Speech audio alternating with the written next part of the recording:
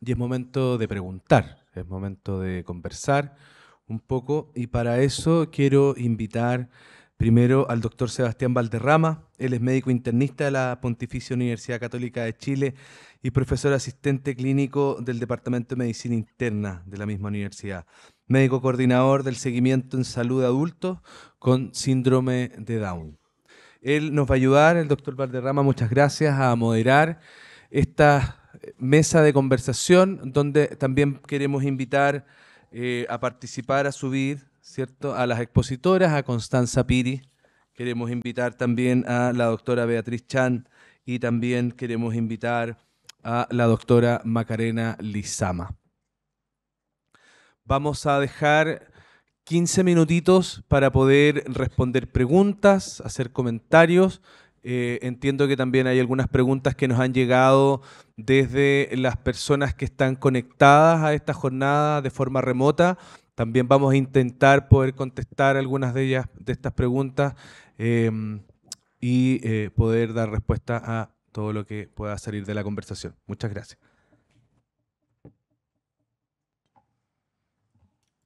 Bueno, vamos a repartir agüita. No, muchas gracias por la invitación y muchas gracias a Constanza, como efectivamente dice, llevamos, nos acordamos ahí con la Maca, un poquito más de un año desde del primer Zoom que tuvimos ahí recién saliendo de la pandemia y súper contento de estar acá.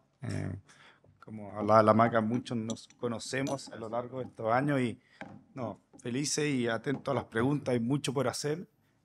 Pero yo creo que también es súper rescatable lo que dice Constanza, que también se ha hecho bastante y eso, pero también de repente nos quedamos en todo lo que nos falta. Son impresionantes los números que nos muestran desde Estados Unidos, pero aquí en Chile también tenemos mucho por hacer. A veces quizás nos falta ser más riguroso, en documentar más, en ser más metodológico, pero nada, esa es la instancia, esa es la idea de esta jornada. Así que...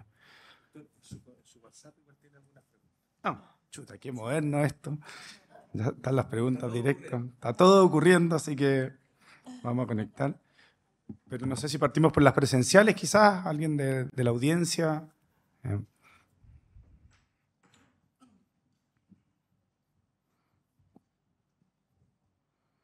Hola, buenos días. Yo soy pediatra. Bueno, antes que nada agradecer al Ministerio y a todos los panelistas. En realidad la oficina particular que organiza esto nos tiene mal acostumbrados a una serie de actividades de muy alto nivel y de una intensidad con alta frecuencia en un tiempo corto de tiempo. Así que este mal acostumbramiento en realidad nos está haciendo bastante bien. Dicho eso, quería plantear lo siguiente. El síndrome de Down es un modelo transicional a la adultez bien establecido, que tiene patrones interesantes, hay guías que ya las vimos, y hay otras condiciones que no tienen esa garantía. Pero de todas maneras siempre pareciera ser que la transición es como un embudo, donde hay una gran fuente de intervención multiprofesional en la infanto-juvenil y que la transición se hace un embudo porque suele ser a una persona, por ejemplo, cardiopatía, cardiólogo, etcétera, ¿ya? Y pareciera ser que es un pésimo resultado final para el enfermo. Y vimos que en la presentación que se hizo en este centro tan importante en Estados Unidos estaba súper consolidado un gran equipo también que acogía. Entonces, en concreto, ¿cómo lo ven ustedes como para la realidad nuestra? ¿Por dónde pujar? Porque los pediatras en general tenemos esa visión de integración. No es que los internistas y los médicos familiares de adultos no la tengan, pero pareciera que algo se desdibuja. Tendríamos que capturar a las personas que trabajan en el mundo del adulto, tendríamos que intencionar tal vez la transición desde una manera más precoz, no sé. ¿Cómo lo ven ustedes para hacerlo más factible en la práctica, para ir por mejores logros? Quizás vaya la Maca a partir y de ahí cada uno puede dar la opinión al respecto. Sí, yo creo que la transición es difícil tanto por lo que comenté más temprano como por varios otros elementos y uno de ellos es precisamente lo que el doctor Prado comenta, que es en el fondo que no existe como una directriz de cómo hacerlo. Finalmente la persona, lo que ocurre es que va transitando desde un cuidado de la etapa pediátrica hacia la etapa adulta, haciendo transición como por segmentos, por especialistas. Y en el fondo el gran modelo que plantea el cuidado a lo largo de la vida de una persona con síndrome de Down puede ser algo muy replicable al resto de las personas que tienen alguna condición crónica o con discapacidad y que en el fondo la trae desde la etapa de la infancia. Nosotros creo que desde lo que hemos trabajado con Sebastián es primero la comunicación entre el equipo pediátrico y el equipo de adultos y tener un referente que haga de un poco director de orquesta, cabeza de serie, de parte del equipo de adultos, que puede ser un médico internista o un médico de familia, que permita un poco aunar al resto del equipo, porque finalmente el paciente es un todo y no podemos verlo en forma fraccionada. Y yo creo que si ese es el proceso de transición, es lo ideal. Cuando conversamos hace más de un año con Constanza y con la ministra de Salud de esa época, un poco lo que planteábamos en este proceso de cuidado de adulto con síndrome de Down era precisamente que lo pudiéramos como enfocar en un empuje de modelo de cuidado integral del adulto y en un modelo de transición en esto de el cuidado de las personas en situación de discapacidad, más que hacer un diseño propio, sino que un diseño en donde pudiera también esto beneficiar a otros grupos de personas que tienen muchas necesidades heredadas de la etapa de la infancia. Así que yo creo que como modelo lo más importante primero es identificar un equipo que se identifique como tal, porque si no derivamos a tal o a cual y no se concentran los esfuerzos, porque además necesitamos que el equipo de adultos sepa de qué se trata, sepa reconocer cuáles son los cuidados especiales, sepa reconocer cómo se manifiestan los síntomas clínicos, no siempre son iguales, sepa también entender cómo se manifiestan esas enfermedades. Y en eso es importante que el equipo adulto también esté formado. Entonces yo creo que si vamos identificando esos equipos, también eso se hace más fácil. Yo no sé si es desde el ministerio hay algún diseño que en donde se pueda ir encajando un poquitito esa transición. Ahí sí. Bueno, el objetivo de generar esta jornada, ¿cierto? No solamente de la Oficina de Enfermedades Crónicas Complejas, sino que desde el Departamento de Ciclo Vital, que está transitando hacia el Departamento Curso de Vida, de trabajarlo en conjunto con el Departamento de Rehabilitación y Discapacidad, es poder generar estos modelos de atención, ¿cierto? Desde la rectoría, que es importante, pero también cómo se trabaja con la división de atención primaria y con la división de gestión de la red asistencial. Para nosotros, el manejo principal siempre va a ser en la atención primaria de salud, ¿ya? Sabiendo con la rotación de profesionales que existen, considerando todas esas situaciones que ustedes saben que existen, ¿cierto? Pero también focalizando en que la población bajo control está en la atención primaria. Eso no quiere decir que la persona no se atienda en el nivel secundario, ¿cierto? O con su médico o equipo de especialidad, sino que pueda ser acompañado por estos equipos. Pero ¿dónde va a estar con un proceso de acompañamiento siempre esa familia? Es en la atención primaria de salud. Y esto es la lógica, tanto en la atención en niños y niñas, que lo hemos trabajado, lo hemos conversado para efectos de la atención de los NANEAS, por ejemplo, lo hemos trabajado con las enfermedades poco frecuentes, lo estamos pensando también para todo lo que es requerimiento de salud mental y también para la atención de las personas con discapacidad. Obviamente, las competencias se tienen que ir transfiriendo y eso no significa que la persona va a dejar de atenderse en el nivel de especialidad, ¿cierto? Y va a ser siempre en la vez, sino que requiere una atención. Una cosa es la atención específica asociada a una condición de salud y la otra es la atención de salud con las acciones de promoción y prevención que son necesarias de abordar. Incluso hasta el cuidado paliativo, que la doctora también lo planteó, es de manejo de APS, ¿ya? Y es hacia donde debiéramos transitar con todos las barreras que ustedes saben, los que se atienden en la red asistencial saben perfectamente que existen, ¿cierto? Pero es hacia donde debiéramos ir transitando con el acompañamiento y con las fortalezas también que genera el trabajo en conjunto que se está haciendo con centros específicos de atención, con las organizaciones sociales y con la academia también, que tiene una voluntad importante de poder colaborar, y con cooperación internacional a partir de las experiencias de otros que puede implementarse también en nuestro sistema de salud. Bueno, muchas gracias, y solo complementar que efectivamente en adultos se ha trabajado mucho, y aquí el Ministerio ha avanzado en modelos de multimorbilidad que, tal como dice la Maca, más que pensar en solamente pasar del cardiólogo pediátrico al cardiólogo adulto, aquí la visión es avanzar en un modelo. No es fácil, no es rápido, pero existe la voluntad. Nosotros como Universidad Católica también nos ha tocado trabajar en el área adulta, así que como complemento yo creo que hay harta información, y felices de poder compartir más con el doctor. Aprovecho para pasar un dato, y este va de datos, y este va a Constanza, que desde Antofagasta nos escriben que hay varias agrupaciones. Con la Maca y el equipo nos tocó hace un par de años estar allá, y también en este tour que un poco habían propuesto, sugerían poder incluir Antofagasta. Otra de las preguntas es dónde poder descargar estas ediciones. Vamos a dejar quizás el link ahí más fácil, tienen que inscribirse. Estas ediciones están traducidas por el Centro UC Síndrome de Down y están disponibles. Ustedes se loguean, se inscriben, ponen su información y está fácilmente descargable.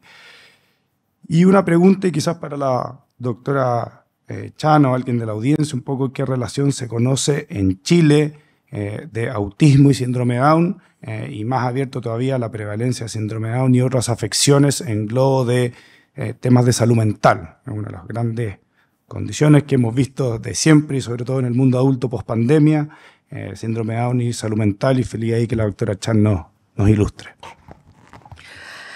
Sí, muchas gracias por la pregunta. Hay una mayor prevalencia de autismo en las personas con síndrome de Down, pero no me acuerdo el porcentaje, tal vez la Maca se la sabe mejor. Sí, hoy día se describe más o menos como entre un 15 y un 17% de personas con síndrome de Down que tienen una coocurrencia con espectro del autismo. Sí, eso es bien interesante, porque hay que tener mucho cuidado con las personas que tienen las dos diagnósticos, porque normalmente, como el autismo constituye un trastorno del desarrollo que tiene mucha afección de la cognición social, no son, entre comillas, como las típicas personas con la condición de síndrome de Down, sino que muchas veces con poco lenguaje, más retraídos, con muchas dificultades sociales. Entonces, a veces incluso, voy a decir algo puede sonar un poco duro, pero es la verdad. A veces incluso dentro de las agrupaciones de síndrome de Down quedan un poco excluidas las personas que tienen autismo y síndrome de Down, porque no tienen una fácil comunicación o una fácil relación con los pares. Entonces, creo que ahí también hay un tema que hay que abordar, que hay que transparentar. 15%, 17% es harto. Y sin embargo, cuando uno, por ejemplo, trabaja con grupos o con agrupaciones, no los ve tanto. Entonces, hay ahí un trabajo de inclusión que hacer, incluso internamente, siento yo, para las personas que trabajan con personas con síndrome de Down. Efectivamente es así, y el autismo tiene sus propias particularidades y desafíos, y sobre todo en lo conductual muchas veces es muy complejo. Entonces necesitan mucho más acompañamiento, diría yo, y no menos. Y lo que uno a veces ve es menos presencia de las personas o de las familias que tienen personas con síndrome de Down y autismo. ¿Y cuál era la otra pregunta? En el área de la salud mental. Bueno, yo creo que está como, a lo mejor Constanza nos puede ayudar, pero está como subestimada la crisis de salud mental. No sé si se ha logrado estimar lo que ha pasado después de la pandemia. Yo creo que ha sido bastante impresionante la ola. Estaba descrita ya desde el principio, ¿no? Cuando empezó la pandemia había como se describía la mortalidad por la enfermedad, la mortalidad por las enfermedades no atendidas, y la última ola que era de salud mental, y yo creo que estamos viviendo esa ola. No tengo los datos estadísticos, tal vez los pueden tener mejor que yo, pero no me cabe ninguna duda. Lo interesante que yo creo que hay que tener presente es que las personas con síndrome de Down, el mensaje tal vez que me gustaría dejar es que pueden tener cualquier comorbilidad. Ellos pueden tener, por ejemplo, una enfermedad bipolar. Ellos pueden tener depresión, pueden tener un trastorno obsesivo compulsivo, y no porque el síndrome de Down es su condición, todo se lo vamos a atribuir al síndrome de Down, reduciendo sus opciones diagnósticas o limitando las alternativas de tratamiento. Entonces, es muy importante tener como esa conciencia de que ellos sufren igual que nosotros, por ejemplo, ahora las consecuencias de estos tiempos extraños que vivimos, pero también tienen la posibilidad de presentar trastornos de otra índole en la salud mental. Entonces, no atribuir todo al síndrome, no atribuir los trastornos de sueño, los problemas de la conducta, sino más bien ampliar la mirada y entender que son personas que tienen el espectro amplio de condiciones psiquiátricas igual que nosotros, igual que cualquiera de nosotros que puede sufrir esas comorbilidades. A lo mejor Maca también nos puede ayudar ahí. Yo creo que diste en la clave de que en el fondo la salud mental es fundamental en este grupo. Tanto no solo de las propias personas con síndrome de Down, sino que también de su entorno, que son cuidadores que se sobrecargan mucho y que tienen mayor frecuencia de problemas de salud mental, y es tremendamente importante abordarlos como algo integral desde el punto de vista del grupo familiar. Y lo otro también relevante, que como es un grupo que tiene mucha dificultad en la comunicación, si bien es cierto hay algunos que se comunican muy bien y reportan muy bien lo que les está pasando, otros que no, es el tema de la conducta. Siempre considerar que la conducta es una forma de comunicación y que hay que ponerle en alerta, y no es porque esté mañoso, o no es porque sea terco o terca, o no es porque en el fondo tuvo un mal día, sino que siempre leer o aprender a leer de que todas las conductas, sean estas adecuadas, inadecuadas, inoportunas o no, son una forma de comunicación. Importante lo que dice Macarena, porque también tiene que ver con el manejo de la salud mental en general de la población, ya que no necesariamente es tener algún trastorno asociado a, ya, o tener depresión, un trastorno ansioso o algo más severo, o tener ideación suicida en el caso del que todo el Departamento de Salud Mental, ¿cierto? Y el área de salud mental del Ministerio, siendo prioridad la salud mental para este ministerio, ¿cierto?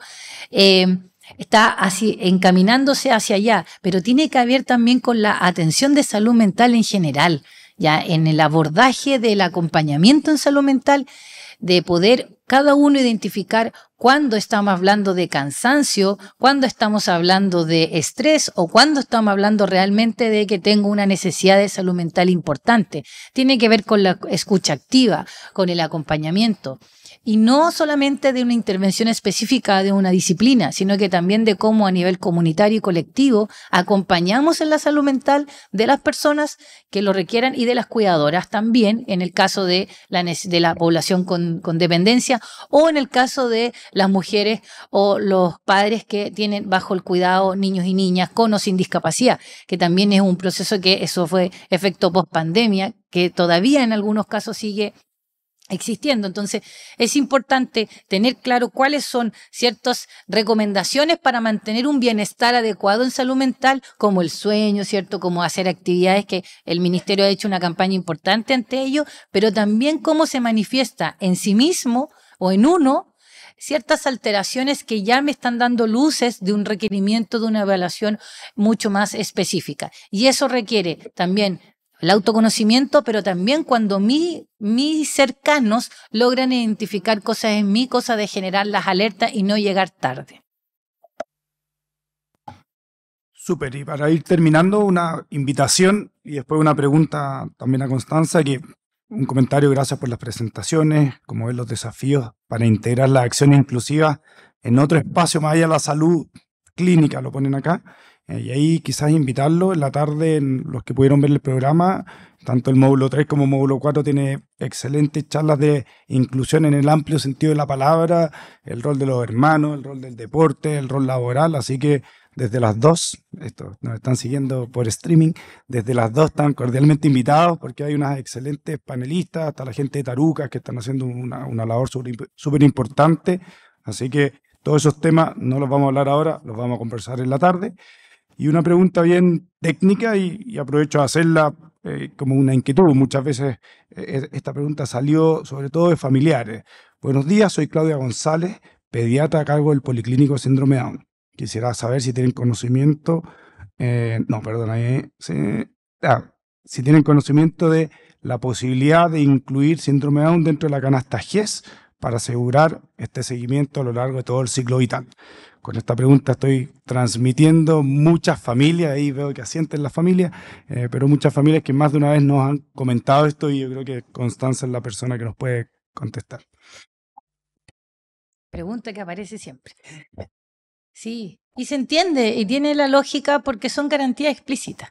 ¿Ya? Tiene que ver con un resguardo del financiamiento y de la atención específica para un grupo de población y con la oportunidad de la atención. ¿Ya?